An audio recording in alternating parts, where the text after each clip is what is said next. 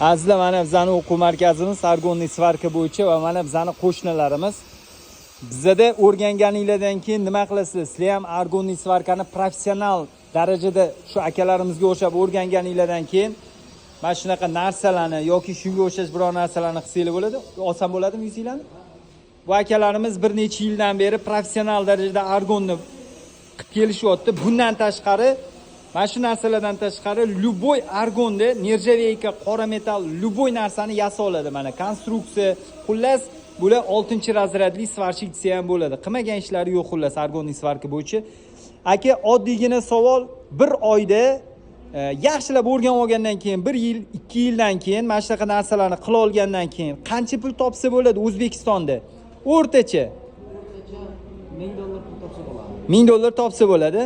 Siz eng ko'p topgan pulingiz qancha bo'lgan bir oyda argonli svarkada?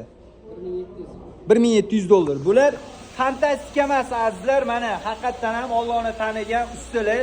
Bular temir ichida yurgan odamlar uncha-munchasi aldamaydi. Qalbidagini kak yez gapiradi akalar.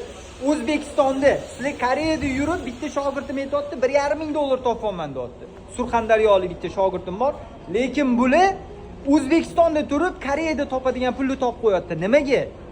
Bular shu darajada professional bo'lganidan, o'ziga uvering, ishiga uvering bo'lganidan, ishida nomer 1 bo'lgani uchun shu darajasiga yetib kelib mana shunaqa pul topishyapti. Agar sizlar ham xohlasanglar, shu akalarimizga o'xshab halol va chestniy qilgan ishlarni toza qilsanglar, inshaalloh bundan ko'p topasizlar.